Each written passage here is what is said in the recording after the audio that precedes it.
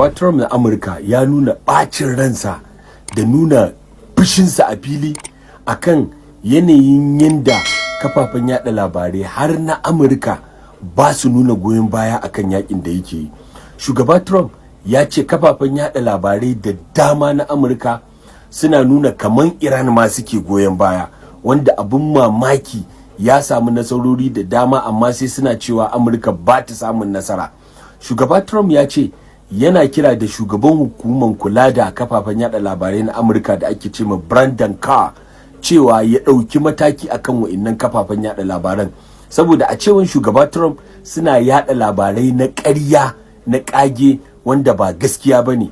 Yana samun nasarori a yaƙi da ƙasar Iran, amma wa'innan kafafen sun bijire gaba ɗaya, har yake cewa kamar ma ba kafafen yada labarai mallakin Amurka ba, sun koma kawai suna cin dunduniyan gwamnatinsa, ba su goyon bayan gwamnatinsa. Ya ce tun lokacin zaɓe su suke ta ƙoƙari kada ya samu nasara, yanzu kuma an zo yana samun nasara. Wannan kafafen yada labaran sun bijire gaba ɗaya.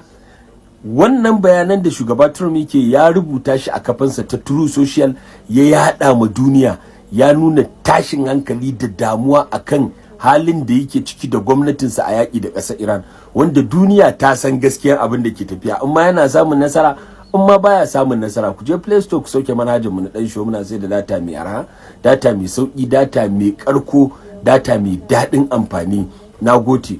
Wani shawara za ku ba mu shugaba Trump? Shin da gaske ne gidajen talabijin da rediyo na Amurka ba su goyon bayan shi, cewa suke Iran ne ke nasara akan Amurka, ko da gaske ne Amurka tana nasara akan Iran? Ku kun san komai, ma haɗa a comment section. Wato jama'a, shugaban kasar North Korea tsabar yana neman rigima, tsabar yana neman masifa, yana neman yaki. Shi yasa duk inda ake yin yaki, idan an ce kasar Amurka ce ke yin yakin da wata kasa, ko kuma kasashen Europe ne suke yin yaki da wata kasa, to shi yana bangaren wannan kasar da ake yaka. Shi yasa ko rigimar da ake yi a cikin kasar Iran, ya nema, shi ya kai takardar gayyata cewa a gayyace shi. Hukumomin Iran suka ce mishi kai hakuri, za mu gayyace ka idan lokacin da ya dace ya kai mu gayyace ka, za mu gayyace ka, amma yanzu muna da karfi. Ya fisata, jiya kawai ya tashi ya je shiga daji, ya halba wajen misil 10 a cikin daji, cikin banzan bazara kawai su je kawai. Yana nuna mutane cewa yana da makamai yaki. Ku duba gani ga sunan, ku duba ga yadda suke tashi. Kamar yadda aka rubuta. Pyongyang a testé un système de lance-roquettes multiples. À la pointe de la technologie, ont rapporté les médias d'État. Ce tir intervient un jour après que Séoul a détecté le lancement d'une dizaine de missiles. Ana yin mutum kai bala'i, neman bala'i ma kake yi.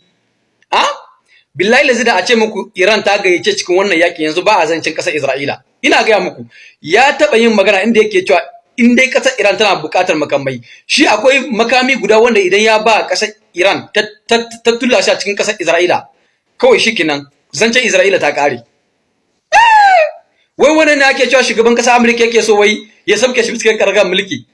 Kuna ganin cewa shugaban kasar Amurka zai iya kasa mai nukiliya, sannan kuma yana kusa fara Amurka fa, yana kusa da Amurka, sannan kuma wannan mutum yana da makamai, wato abin da ake kira le missile ICBM, waɗanda suke tashi daga wata ƙasa zuwa wata ƙasa, daga wata continent zuwa wata continent, wato le missile intercontinental. Yana da su kamar yadda Amurka take da su. Ku yi amina rayuwa comment section. Allah ya samu da